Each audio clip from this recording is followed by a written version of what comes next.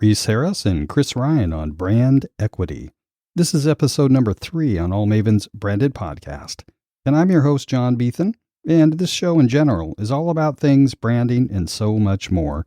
We're going to be talking about SEO, web design, the value of adding video, social media, and of course, creating a branding identity.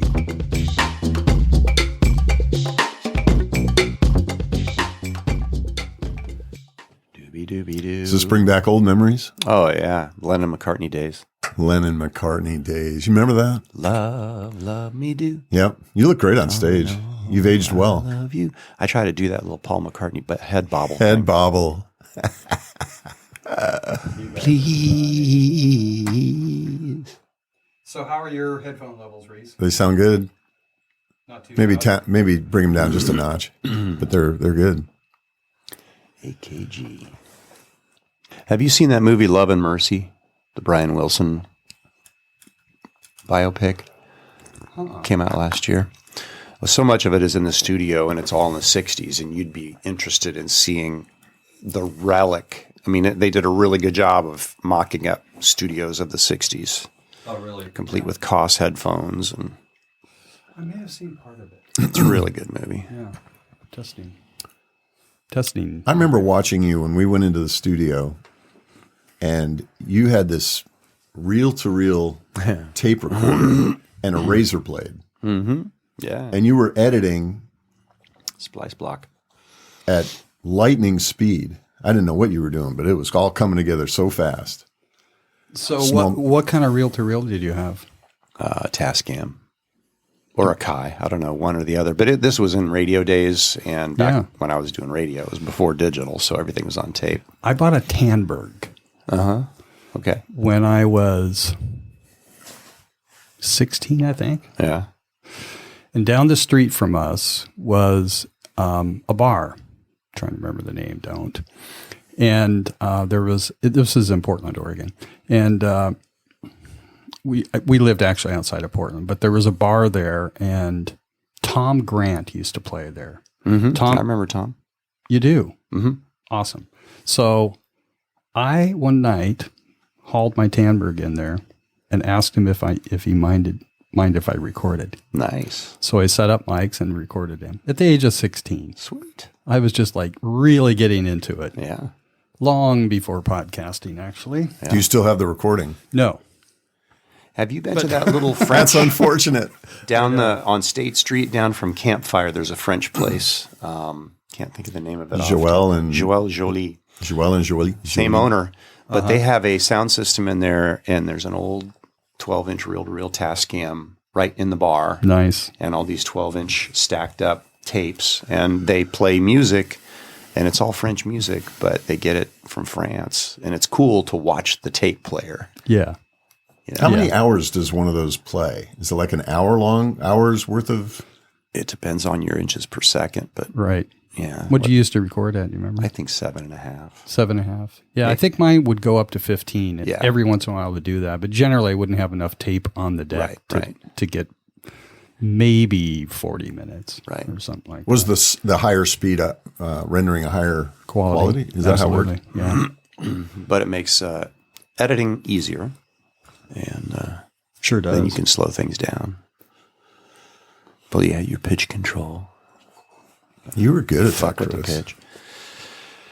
Anyway, I'm completely analog here, except for the recorder. But I still go analog. I just like it better. I like it too. Yeah.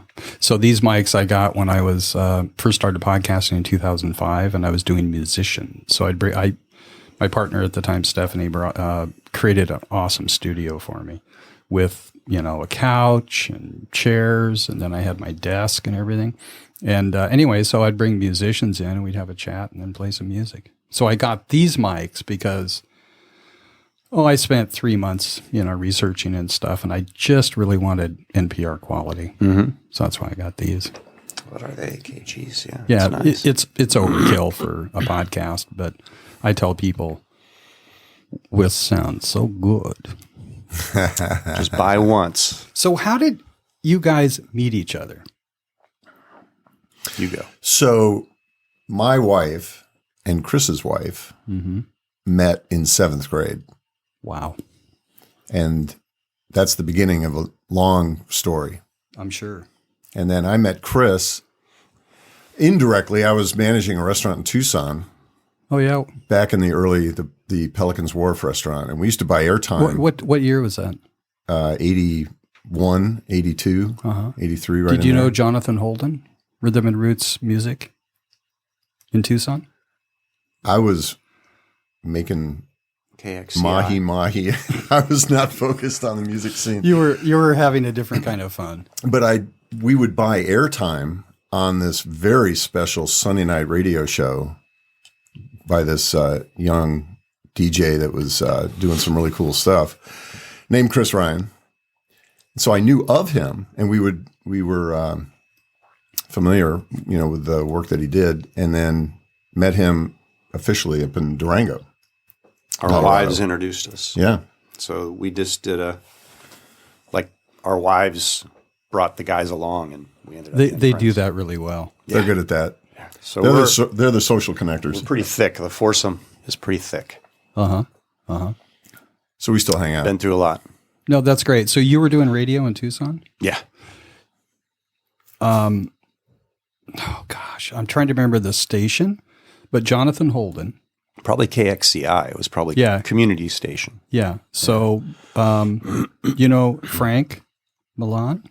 I didn't know any of the KXCI people. Okay, I so was purely I believe, commercial. I'm quite sure, Frank's a friend of mine. He started that station. Okay, I know of him then. Yeah. I was there when it went on the air. Yeah. No, awesome. That's part of the reason I got involved in podcasting because I always wanted to do radio. Yeah. So, do you know much about Tucson?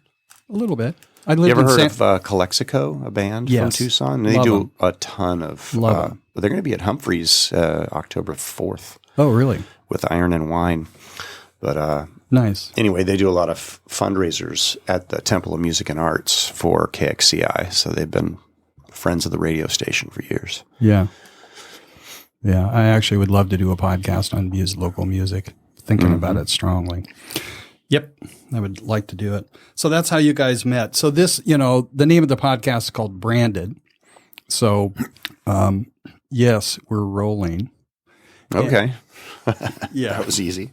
It was. I make it really easy for people. So, I took some notes because at some point I want to talk about branding, and I actually want to I want to get a little sense for, like, we got some history with you in Tucson and how you met Chris and stuff. But let me ask you this: you have your website is called Resource. REE dash source. Yeah, great. So, what would your clients say about you?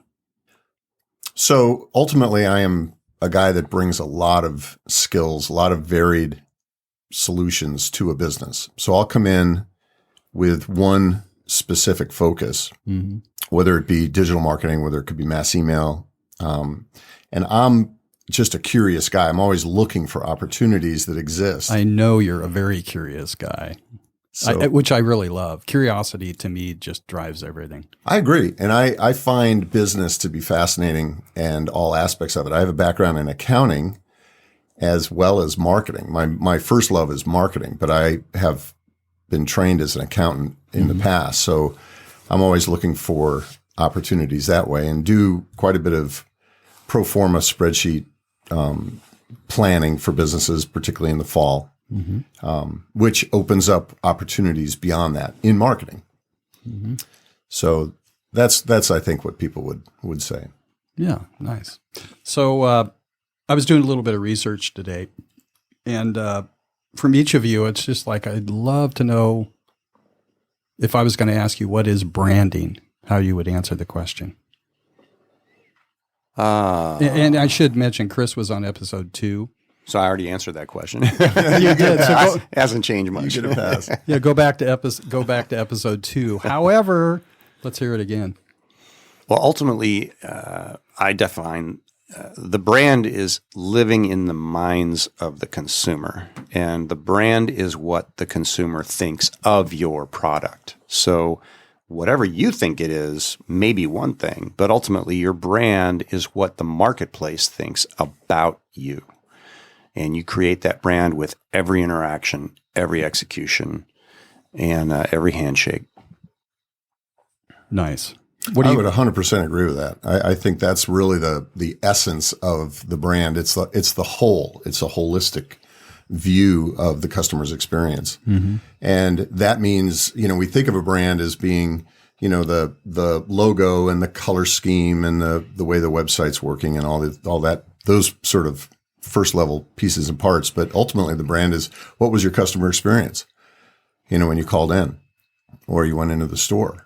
And that's where I think the best businesses, the ones that really capture our imagination, as well as our business, are the ones that view the brand from all aspects of it. So they think of, let's go back upstream and look at the hiring process. What kind of people are we trying to hire? Because they're ultimately going to be the bearers of our brand and our message and explain the why in the way that they deliver. Yeah. When I was in Santa Fe, I lived there 24 years, and I had the opportunity to work with somebody who was really good at branding. He actually had like a $1.2 million budget for videos for Pepsi-Cola. Jealous. Want that. Yeah, that's when he was living in New York. Anyway, so he was really good. And I asked him the same question, what is a brand? And he just answered, it's your promise. Mm-hmm. Exactly. Mm-hmm. Yeah, it's the promise. It's how you follow through. And then since working with all MAVEN and working with Alexandra for quite a couple of years now, it's like I just keep getting a deeper and deeper understanding and feeling for it. So feeling's the key thing I've discovered. Yeah. So one thing I was like I said, I was doing a little bit of research. I always like a brand and the story behind. As an example, in 1994, there was a company that created facial tissue. Do you know what that brand is? In 94? 1924. Oh, okay. Well, then Kleenex, probably Kleenex. Very good. Yeah. Yeah. Synonymous. The brand. I should have the a ding product. happening now. Ding. Yeah, right. Right. So, but the other thing I discovered is Band-Aid, Jacuzzi, Frisbee, and Super Glue were all brands created by one company, and then go on to say Hula Hoop, Rollerblade, and Scotch Tape. Yeah. All good examples of brands that were the product. But I think the distinction there is those were somewhat innovative, so they were also kind of like the first in the market, most of them anyway. Yes. I'm sure there were some kind of tissues before Kleenex, but it became the product. The brand became the product, which is kind of cool. Yeah. Yeah, and if you need a Kleenex, let me know. I've got some in the other room. Oh, thank you. Appreciate that. Good host. Yeah, so I'm just wondering how that all gets created. And I have some notes here too. I don't know if you guys know who Andre Mendoza Pina is. He's a branding expert at a company called A.T. Kearney. And I'm sure there's a lot of people listening that probably know who he is. So these are the three things he says about branding, which is the brand has to create or reshape a category or product type. Okay. The second thing is the brand cannot be bigger than the product, which I'm not actually sure I know what that means. Well, you can't overpromise. Got it. Yeah. If you can't follow through, if the product doesn't follow through on the promise, then the brand is not in alignment. It's hype. Mm-hmm. Or it's a brand that once held a high promise and then is trailed off. Yeah. If Can you think of any like that? Oh gosh, can we name names on this show? Absolutely. You can swear if you want. I think AT&T is a huge brand that overpromises because my experience of AT&T, from customer service straight through to carrier connectivity, everything about it was disappointing for me. Mm-hmm. I could not get out of that contract fast enough. I may get in trouble for saying that, but I only bought in because I believed in the brand. And you see their advertising everywhere, but I think it's a hollow promise. Yeah. And they are a big brand. I mean, they're huge.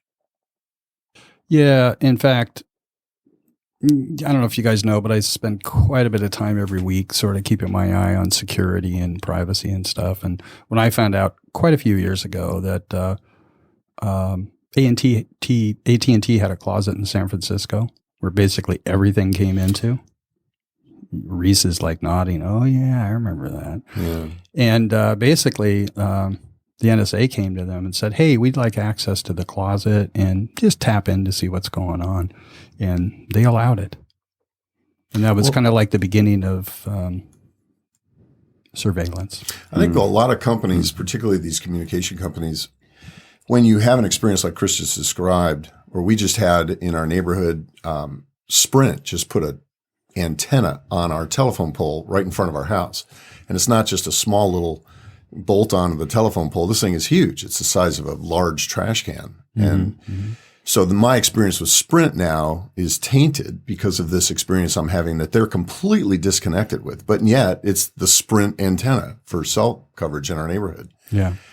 And yet, on the other hand, AT&T allowing the feds or whoever into that closet, in other words, opening the door to transparency, can redeem themselves in a lot of ways. And I think that's what, when consumers have a positive experience that's based on something that they value, and I value transparency with companies. That's why I'm frustrated with Mark Zuckerberg and Facebook. Sure. There's this cloud of conspiracy over what's happening. You talk about big brands that are trailing off in their, I don't think he's nurturing his brand very well. No, and I think all he cares about is himself.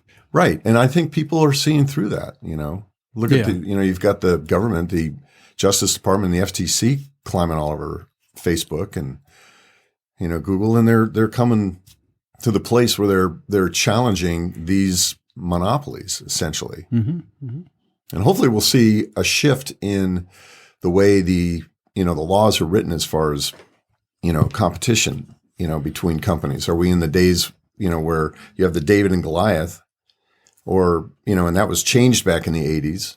Right. And to the benefit of the customer. If the issue with a company was against the best interest of the consumer. And so all the laws were changed back in those days. And I think we're coming to a place now where we're having to rethink those. Yeah. I work with Libsyn. They're the media hosts for us. I've been working with them since 2005.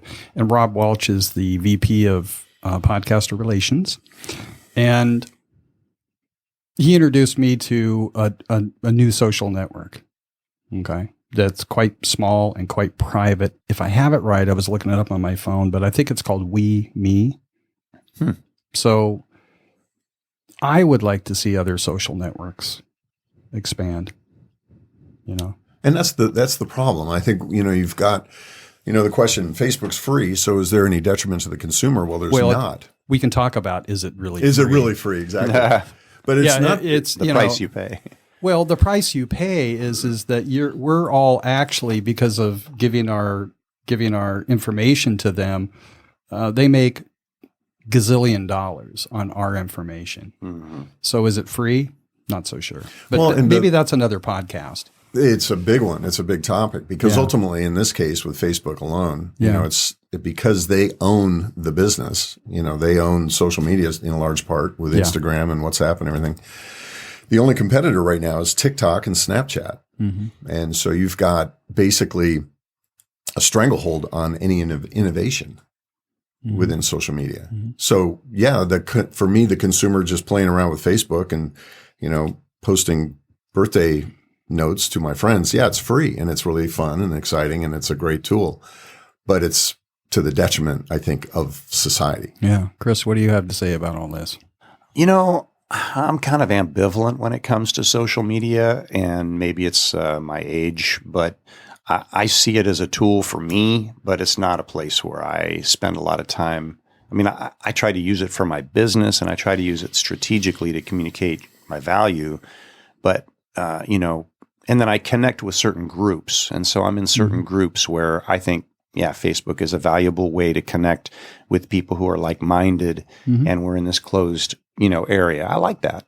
And I think that goes back to what the original intent of the brand was. But, since this program's called branding or branded, Facebook is an interesting example of a brand that started with one thing and has had to evolve and reinvent itself. And now it's become almost the antithesis of what it started out as. Yeah. And so that's why you don't have young people latching onto it anymore. It really is kind of moving with that generation and will continue probably to just fade away with that generation. Yeah. So I don't know if they have a stranglehold necessarily. I think there will be new social media that'll come up because young people always want something fresh and new.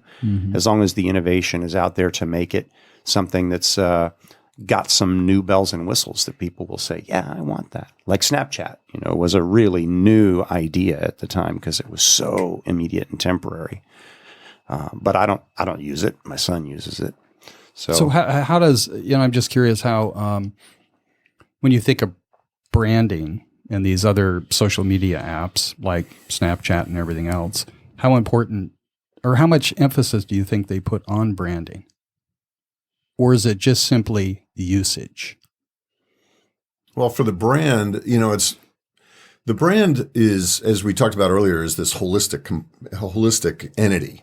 And part of it is the communication and how we communicate to our audience and the message and the content of that message and the frequency of that messaging. And so the brand could encompass, who's doing the speaking. Is it the head of the organization and we're getting inspired by their charismatic, presentation, or is it, just a series of explainer videos? Well, whatever it is, the channel, Facebook or Instagram or whatever it is going to be just the distribution method.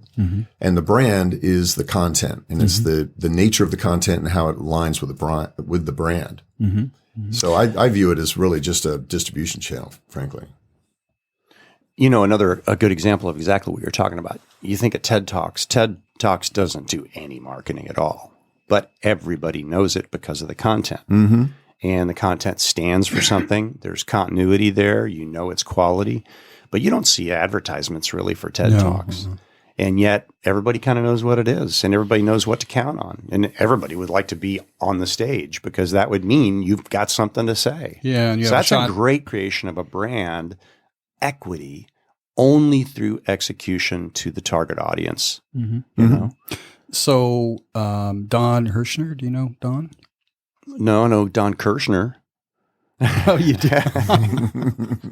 Oh, you little name dropper, you. Little throwback. Yeah. No, Hirschner, I don't. Okay, so she's a member of the Carlsbad Chamber. Oh, I do know her. Elegant Words. Yeah. Dawn, were you there for that? Yeah, very, very sharp. So she'll be on the podcast at some point. Yeah. So she gets that. But, here's the thing is we're just talking TED Talk. So she was on TEDx. Okay. So the thing is, I actually know quite a few people that have been on TEDx in Cardiff, TEDx. I don't know that there's been one in Carlsbad, but there's a brand recognition that happens when you say, hey, I've been on TED, and it's TEDx, but it's still TED. Yeah. So there is some sort of brand recognition, but as you said, there's just no advertising. Yeah. Because we don't need to. But as a speaker, what a halo to put that on your resume. Yeah, no kidding. Yeah. Yeah. So you want to do a TEDx?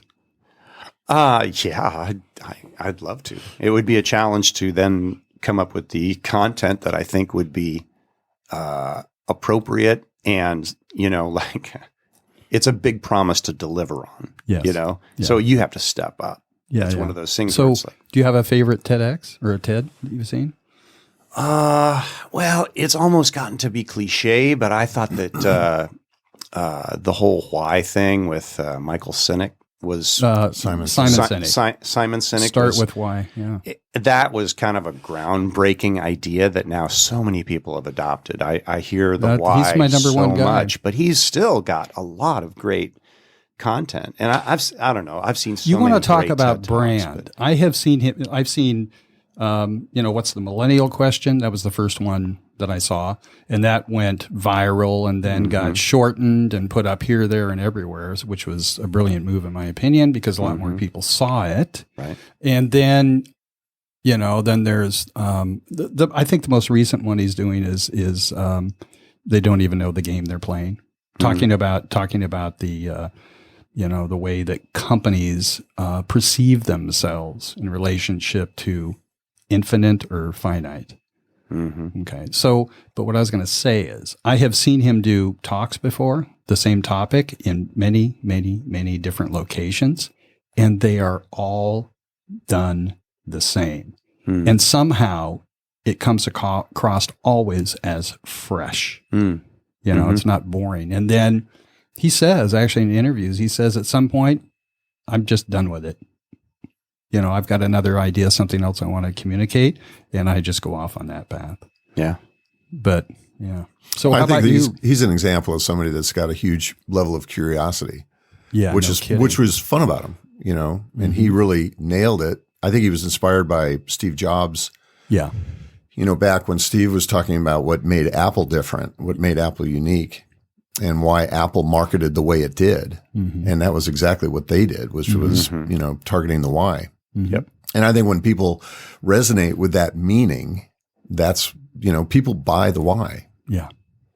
Which came from Lee Clow at Chiat Day. It all started with a really brilliant marketer who took the idea, to Steve Jobs, and they reworked that thing many times. Steve said, no, go back, but Lee Clow is just a brilliant brander.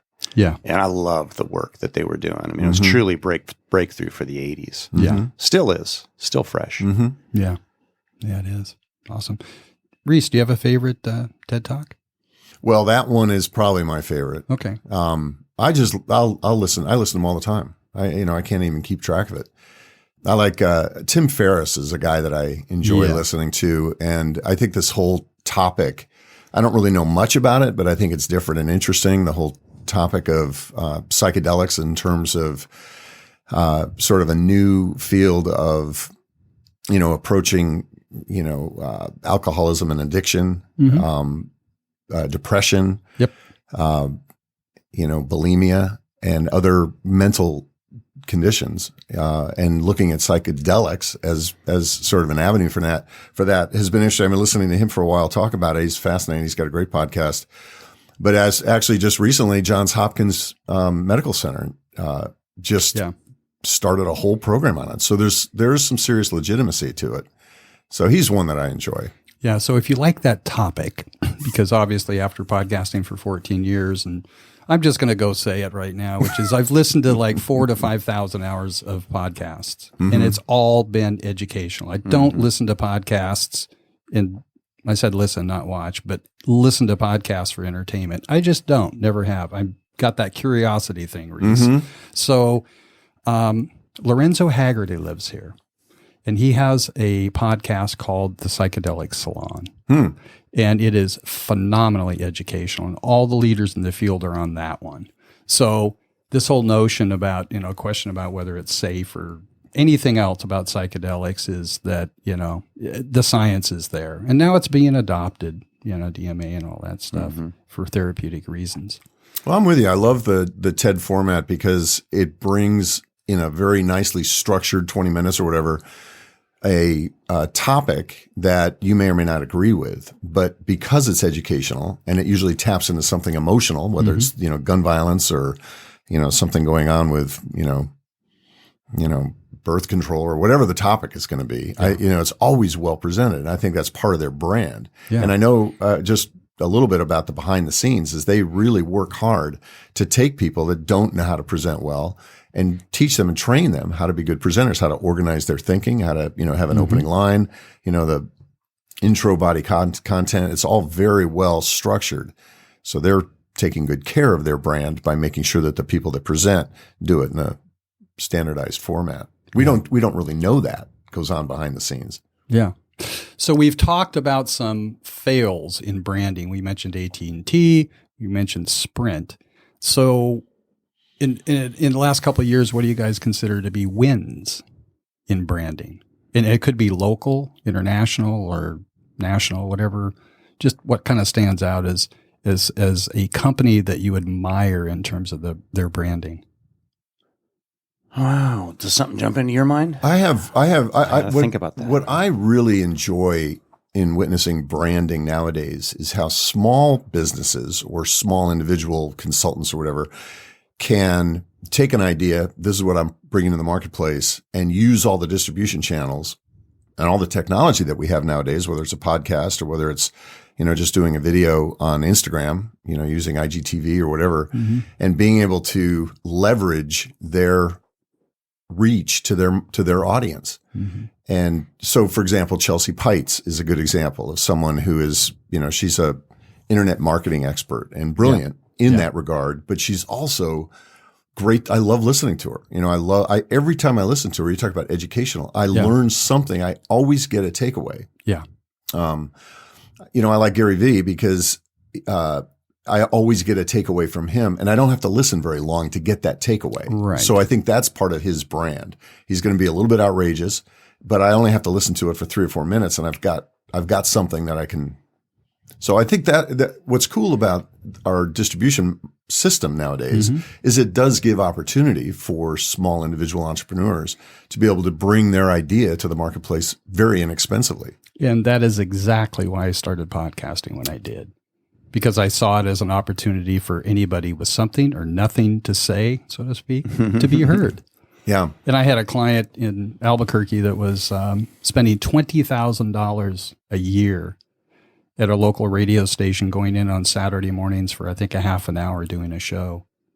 And it's just like, really? So it's like with podcasting, hey, it can actually be done for under $700 a year. Mm-hmm. Yeah. Well, the thing with branding, marketing, podcasting, it's all storytelling. Yay. So it all goes back to imagination and engaging somebody's brain in a way that is unexpected and fresh. I love, even though it's not new, I love listening to things like Radio Lab. Yep. We're going back 20 years in Chicago. There was a DJ named Ken Nordine who used to do something called word jazz. And I like jazz and words. Well, so that's cool. He would put together these incredible shows that were just kind of fragments and little cryptic bits of information, and he would put it together with a rhythm. And there was another guy in New York, Joe.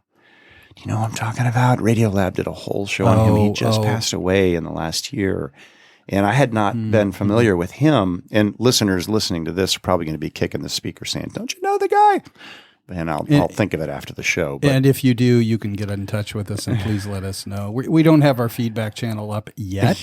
But you can always go to All Maven and email john@allmaven.agency because I'd love to know who it is. Yeah, well, I could probably Google it really quick and get it. But anyway, that storytelling idea, I think podcasting in particular engages that part of the brain where there's no visuals. You can imagine it, and it's like so reading much richer. Book. It's like reading a book. Yes. Yeah. And so good podcasts, and I love it when they're produced with sonics and real audio quality, kind of like Radio Lab does, where they really do research. And my wife is really hooked now on these documentaries, crime podcasts that they really paint a picture, and it's just like old time radio. It goes back. I know. Another 100 so years. So you want me to start adding sound and waterfalls? No, not necessarily. But we're talking about storytelling, and that's a great evocative way to tell the story because you engage other parts of the brain besides that oral. Just the word part. Yeah. I would much rather get a phone call from somebody. Text like, "Hey, running late's fine, but what's happening here in terms of a conversation?" Face to face is best because if I say something that embarrasses you, I can see your complexion change. It's pretty tough to see that in a text, but true. And in podcasting, face to face, it just although remote's good too. Yeah. That's where I think TV and cable have let consumers down a bit because, good marketing engages emotional decision-making parts of the brain. And radio and podcasts and things that engage just, audio. Then there's suggestive things that engage the creative part of the brain, the emotional part of the brain, and it makes a stronger brand connection. And I think that's what was good about and Apple is an example of a brand that has a strong emotional brand connection to its fans because they don't just love the commercials. The commercials only reflect the deeper meaning that the brand has to them, which is this device enables me to do what I need to do to be creative. And that is just like a great example of a perfect brand where the execution delivers on the promise, and then the advertising also reinforces that whole experiences. And they've had ups and downs and wins and losses, but I still think it's an enduring brand when it comes to innovation and tapping into what it is that makes them relevant and meaningful to their consumers or their target. Exactly. So you're probably familiar with Simon Sinek's little gig on his experience going to a Microsoft conference and then going to an Apple conference. Have you heard that? It's in this, they don't know the game they're playing, having to do with the finite or infinite. So finite example is Microsoft. He goes to a conference, and I think he's speaking at it, and he notices that about 60, I think he says 60 or 70% of the executives that are talking are speaking about how they're going to beat Apple. He goes to the Apple conference, and 100% of the executives and people speaking are talking about how they're going to make things better for teachers, for artists, it's a whole different game they're playing. Microsoft's playing the finite game in a sense, and that may be changing. I don't really know. And then Apple's playing the infinite game. That's the power of the imagination. Yeah, which there is no losers or winners in the infinite game. We're just in it to play the game. With the finite game, we're in it to beat the other opponent, kind of like you do in baseball, football, etc. Right. The other part that I love about a good brand is that we believe the brand, and I think we believe them because there's a level of authenticity that is presented. Like we believe them because, and especially nowadays, there's so many brands, so much hype that we see through. We as consumers are able to, run it through our filters. Yeah. And is this a bunch of hype? Is this a bunch of, something that obviously they're just trying to sell me on something? I don't want to be sold. I want to buy. I don't want to be sold on something. I don't like being sold on something. I love buying stuff. I love, help me to buy. Help me to have a reason to buy. And I think because there's so much media coming at us, like a fire hose, if there's that level of authenticity, which is born out of a deep commitment as to what your why is, look at Apple's why. That's just bleeding out of their brand. And they've never forgotten it. Right. And good for them for that. We're talking about fails, and I think that's where a lot of brands fail. Now look at Walmart, for example. What a gutsy move for a brand like them. They were born in Arkansas. Their stores are primarily in rural areas. And yet the CEO made a risky move to not continue to sell automatic firearms and bullets and ammo. Yep. Right. So, it was risky because, a lot of their target market is, the audience that loves to buy that stuff, which is great. However, taking this moralistic stand or whatever you would call it has elevated the brand, I think, in the minds of the bigger audience to say, wait a minute, this company is actually going to do something that is meaningful. I think people want the authenticity and they want to find meaning in their brands. And so good for them. Good for Walmart. So that's a big win. I think that's a win. Yeah. Yeah, I agree with that. Yeah. Awesome. So what else, anything else you guys want to cover? I think we'll wrap up here in a minute. Like, let's talk about any kind of advice you might give. And we'll also give out some contact information at the end here. Well, advice to somebody who's trying to maybe develop a brand and trying to, I said this, I think maybe on the last podcast, but I think if you're trying to figure out how to market yourself, I think the best thing to do is talk to a few of your raving fans and get feedback from them on what it is that makes them want to work with you, and really take note of the things that their buying decisions come back to you and reflect to you the things that's what I should be pounding on. I didn't even think about that, but I would say listen to your best customers to understand what it is that they think your brand is, and then align yourself with that. Make sure that you and also maybe even communicate with their not so best customers. Yeah, absolutely. Every customer, you should always know if you're winning or losing. Yeah, why. Yeah, along those lines, to me, a survey doesn't do it. No. These are conversations. It's things that people wouldn't put on a checked box. Yeah, exactly. I agree. How about you? It goes to the find the need, fill the need analogy. If I bring this product or service to the marketplace, is there really a need for it?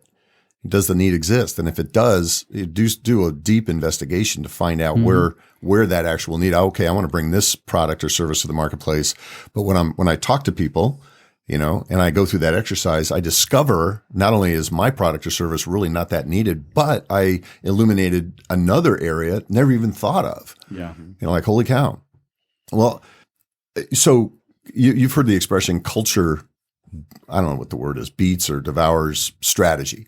And so as a business, we're often looking at what's my strategy for bringing my product or service to the marketplace. Whereas culture, which is the piece about how the message is communicated on all levels, holistically by the employees. And, this is how we think. This is what we believe at the deepest core level. And so everyone is playing from the same playbook. Is really the most, if you're a small business, you've got employees, is to step back for a minute and say, what are we trying to communicate? What are we trying to bring to the marketplace that's going to make a difference, that's going to make people's lives better? Mm-hmm. And to think of it from that standpoint and not so much worry about, our strategy with marketing or our strategy with sales or something like that. Like back it up to the higher level and get everybody focused on that deeper meaning, that emotionally deeper meaning. Even if you're selling mattresses, it doesn't matter. It could be anything. There is a deeper meaning in what you're doing because if you're trying to make lives better. I think people will resonate with that. And then the other part is just try to be authentic and transparent as much as possible. Mm-hmm. And cool down on the hype because that's a negative. Yeah. It's easy to fall into a hype trap. We think of all the headlines and all the other different things that we're trying to, communicate. But if we just bring that authenticity to the marketplace, people will appreciate that and they'll reward that with buying. To me, the umbrella on top of that is, for crying out loud, just be yourself. Mm-hmm. And if you don't know how to do that, it means you don't have a life, as far as I'm concerned. Yeah. So what that means is, for me, my experience was, most of it 24 years in Santa Fe and 7 years before that on Orcas Island. And it was a quality of life that just helped me really get to know what I really loved and who I was. Yeah. So yes, I do sales, but really what I do is help people make a good decision. That's kind of what it's all about. And that's an amazing commitment. I mean, when you think about, what is our commitment ultimately in what we do in business and what we bring to the marketplace? So your commitment is to help people make better decisions. Well, just imagine what a difference that makes in their lives, that they've got somebody that's curious about what they're doing, interested in hearing and learning, but also has, that life skill and that curiosity to look at their situation and say, and to see where maybe there's some missing opportunities and to bring those forward. That's a beautiful gift. Yeah. Yeah. Well, thanks. Yeah. Compassion helps, actually. That's at the root of it. I like that. I mean, I'm glad you said that because I think marketing, like many things in life, is kind of in and out. It's like breathing. You have to listen, take it in, and then you have to reflect and push it out, which would be the communication part. But you were talking about Dawn earlier, Dawn Hersher, and she has a great example of branding. I love what Subaru's doing, and it's all about love and connecting with the safety and the family and what you do with that car and how you use that car to get your life done. Yeah. Not necessarily, how many cup holders it has. So, marketing and just like the title push, in and out, everything in life is a cycle. And I think in marketing, you have to listen, fill a need, and then speak to that. Yeah. And you can't just talk. It's not a monologue. Yeah. One of the advice I'll give, I recently, I didn't come up with this, but I certainly pay attention to it, which is, it's like us as consultants. What we're really trying to do is not so much for our client, but it's really for our client's clients. That's what needs to be focused on. Yeah, absolutely. Because I do see way too much content, websites, et cetera, when it's all about me, so to speak, about them, right? Features and all the rest of it. So, yeah. No, I agree. It sounds like we could go on for a couple hours. but I don't think we will. So how do we get in touch with you? And just one of the best ways. Sometimes people do a website, sometimes people do an email, sometimes people do a phone, but what's the best way? Visit resource.com. And that's spelled REE-source. And you'll see the work I've done, some of the work I've done, and be able to get a hold of me. Okay. Look forward to hearing from you. All right. Good. Yeah, of course. I would say the website too, ryanvideoproductions.com. There's a forum on there. There's lots of work, and that's very direct. All right, thanks for the opportunity. It's been fun. Oh, it's really fun. Thanks, John. I love this. I love talking about this stuff. I know. It makes my day. We're just getting started. Yeah. I know. And this is not work, folks. So great. Until next time, we'll see you later. Yep.